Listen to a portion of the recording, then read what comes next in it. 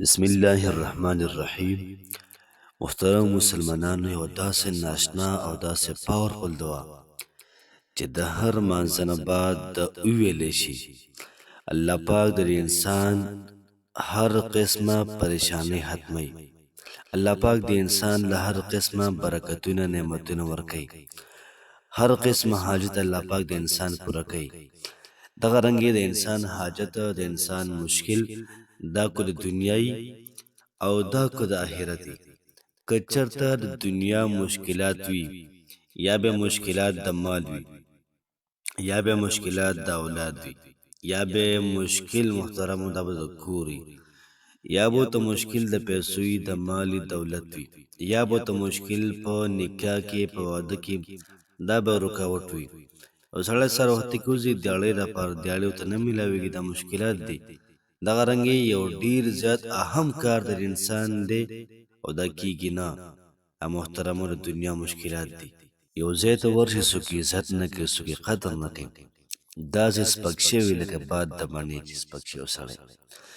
نو محترم مسلمانانو، د دنیا دا مشکلاتو د آخرت چې کوم مشکلات دي، کوم چې د قبر عذاب دی، کوم چې محترمو د قیامت دوره سخت ده، جهنم نه محترمو پناه د جهنم ډیر زیات ګران کار دی. الته کې د الله پاک راضي کول دي. نو دی وظیفې دومره ناشنا خصوصیت دی چې په دنیا کې هم الله پاک تا ته ډیر زیات خیر در ورسوي، او دغه رنګې ډیر زیات برکتونه الله پاک پتا ته په آخرت کې هم درکړي. نو راځئ د یو داسې پاورفل وظیفې تلاش د هر چا کوشش وکړو. روزانه د هر مازنه بعد محترمو دا وظیفه د شروع کو. انتهایی مجربه ده، انتهایی مختصره ده. ان شاء الله العزیز تماشا کوي چې ژوند، حالات، رزق، دغه رنګ حاجات، مشکلات دا څنګه الله پاک تعالی برابرای. حاجات به پوره شي، مشکلات به ختم شي. اللهم انی اسألک، یا الله پاک دستانه سوال کوم، یا الله ز سوال کوم ډېر ناشنا الفاظ دي. یا الله ز سوال کوم المعافات فی الدنیا والآخرة. ربا په دنیا کې د غافیت زندگی راکې، د خوشحالو زندگی راکې، په آخرت کې د خوشحالو زندگی راکې. په دنیا کې ما د غمونو نه، مشکلاتو نه، پریشانو نه، ټینشن نه وساتې.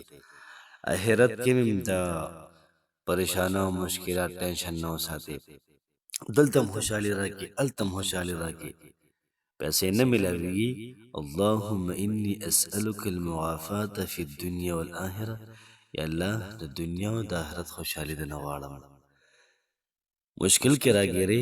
اللهم انی اسألک المعافات فی الدنیا والآخرة. یا الله د دنیا او د آخرت کوم غافیت دی راکړه، مشکلات نه مو ساتي ربا، مشکلات ربا نه مراوله، نشم برداشت کوله. د څه وظیفه ده چې څومره برکتونه دي محترمو الله پاک په تعالی درکړي. څومره حاجتونه ستاري نه پوره کیږي، ستاسو پوره کیږي. هر قسم مشکل، ټینشن د نه باندې کی. کوشش وکړئ وظیفه د هر منځنه بعد تقریبا 100 پرې کوي. مزه وکوي، دعا ماتم کوي. او څومره کسان دا ویډیو ګوري ټول د دعا کوي. الله پاک د هر چا مسله ختم کړي. الله پاک خوشاله آباد ساته. السلام علیکم ورحمت الله وبرکاته.